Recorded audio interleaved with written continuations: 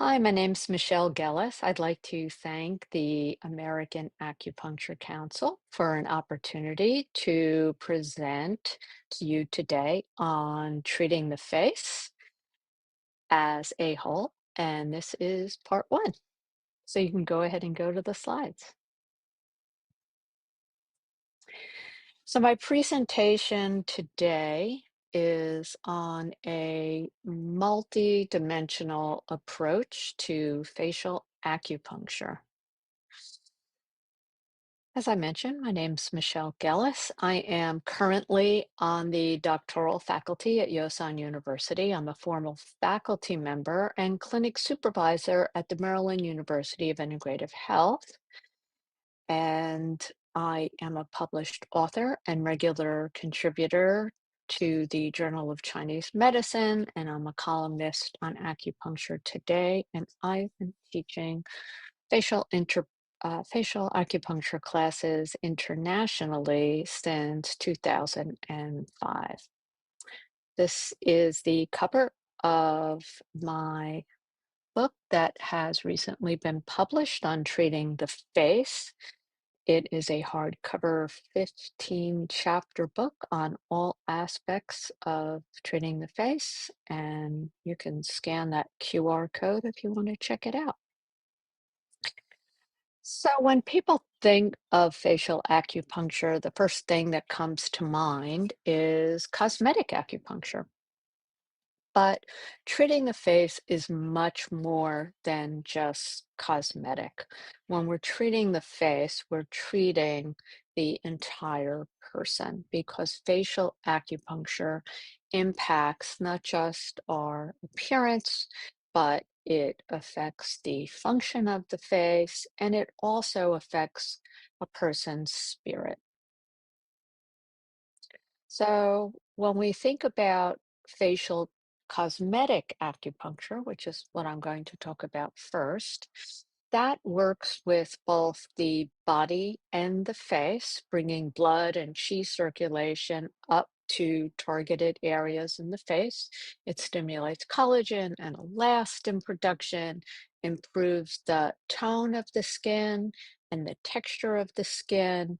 It enhances circulation and reduces inflammation, so puffiness, and increases the natural glow of the face. So you look well rested, you have more color in your cheeks. And additionally, because of the nature of the acupuncture points on the face, you are supporting your patient's overall health, their digestion, their immunity, and their overall circulation. Facial acupuncture can erase 5 to 15 years off of the face, and it's great for lifting and treating on a very deep level. The important thing when you are performing facial acupuncture is to use precision needling techniques, which typically involves training with someone who's very well experienced, who's been doing facial acupuncture and teaching facial acupuncture for many years. So, how does cosmetic acupuncture work? Well, cosmetic acupuncture brings blood flow and oxygen up to the face, and it brings nutrients to the skin cells, so your skin will look better. It does take about 28 days for collagen to regenerate, and that is increased if someone is older. So you really do have to do a series of treatments. It's not just a one and done. And once a person has gone through a series of approximately 12 weekly treatments, then usually they can start to spread their treatments out over time and eventually come once a month or just seasonally for touch-ups. Cosmetic acupuncture also utilizes motor point stimulation, and this can help with the functioning of the muscles in the face, and it will therefore balance overactive muscles, muscles that are too tight, causing the skin to contract, or weak muscles, which can cause the skin to sag. It can help to enhance the jawline, giving a more lifted and supported appearance. And it also helps with the mid-face support. And this all happens through proper engagement of the facial muscles. So if we just look at the layers of the face, we have the skin, then there's some superficial fat, and then this SMAS layer, the superficial muscular aponeurotic system, which is very unique to the face. We have some retaining ligaments, deeper fat on the lower part of the face, and then we have some deeper fascia and the bones. And this mass layer is what enables us to make our expressions because the muscles on the face are connected directly out to the skin. So as we can see, we have bone, muscle, and skin. And so what happens is um, as the muscle contracts, the skin moves. And over time, when we're contracting these muscles, either through smiling or frowning, the skin that's over the muscle will contract and it will eventually form lines and wrinkles and folds. So here is someone who doesn't have a lot of signs of aging, someone who's a little younger. Then, as we get older into our 50s, we can begin to see some signs of aging. And then, as someone is progressively older, they'll start to get forehead lines, folds, and more wrinkles. In addition to wrinkles, from facial expressions, gravity can cause the neck to hang down and jowling, especially around the mouth area and the skin on the cheeks and underneath the neck. The platysma bands start to form, the cheeks start to sag. And different facial expressions related to our emotions will cause different sorts of wrinkles. So, for example, smiling can cause crow's feet. Frowning or being angry can cause these lines in between the eyebrows. And pursing the lips a lot, like if you were pensive, that sort of an expression can cause lip lines.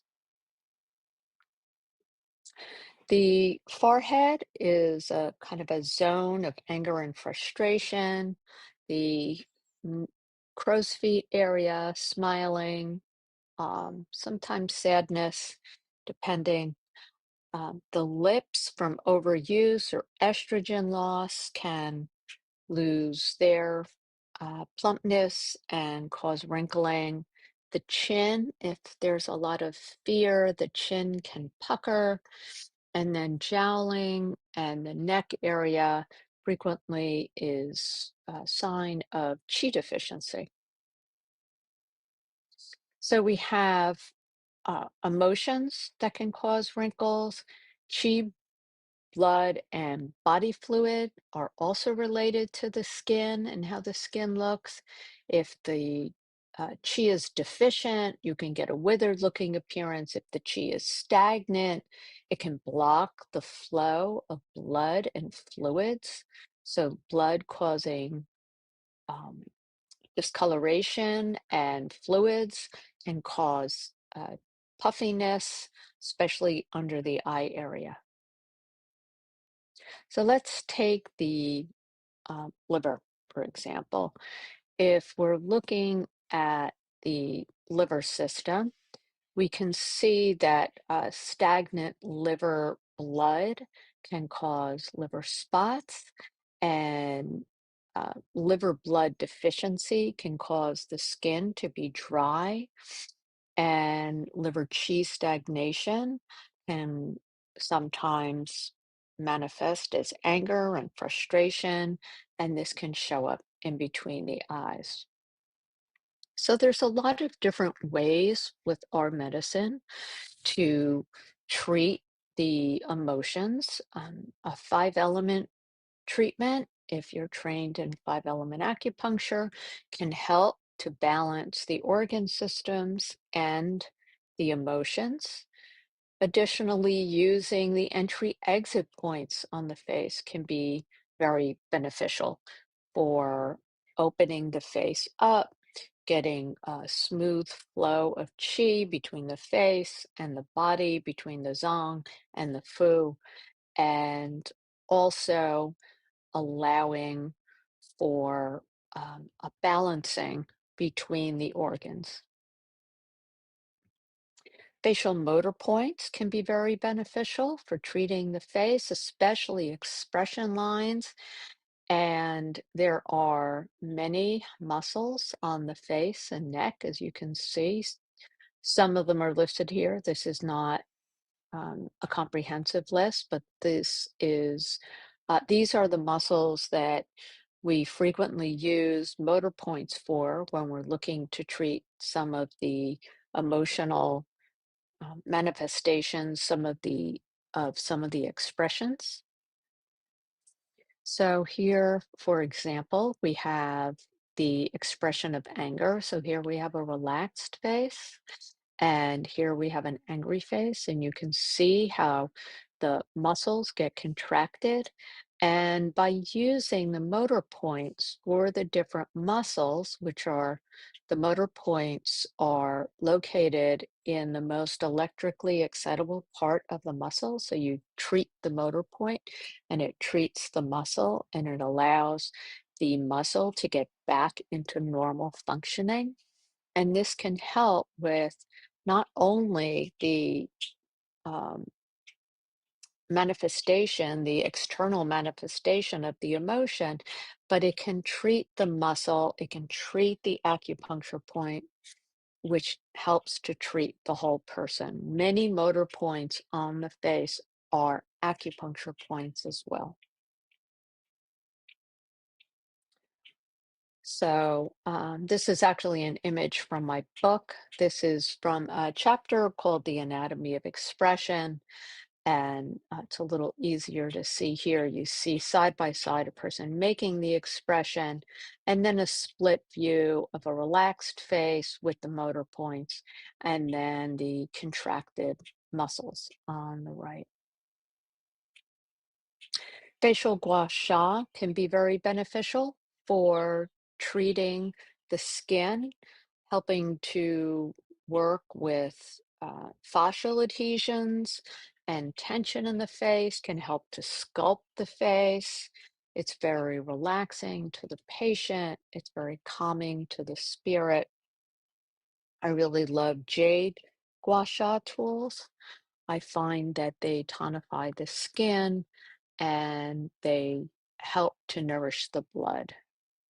Facial cupping is also a wonderful technique. These small glass facial cups that are easy to squeeze are wonderful for treating the face. And of course, when you're doing facial cupping or facial gua sha, you never want to leave any marks on the face. So if you're going to do either one of these techniques, protocols, please get properly trained. Um, and everything that's happened to us in our life gets etched on our face. Our face reflects our life story. And needling the face helps to release stored trauma and can really transform the shen. On a very skin level, so related to what we do, but in no way a deep level or a spiritual level treatment.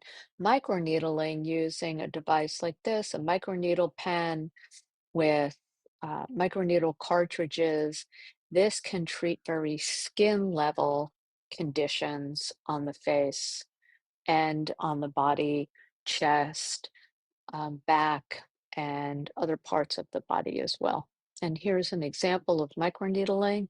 You can see on a very skin level some wrinkles around the mouth, and then after a few treatments, um, the wrinkles are gone. So if you're interested in learning more about facial acupuncture, there's a QR code there for my website, facialacupunctureclasses.com, and you can find me on Facebook, Instagram, LinkedIn, and TikTok under my name, Michelle Gellis, and I have a Facebook group called Facial Acupuncture. Thank you so much.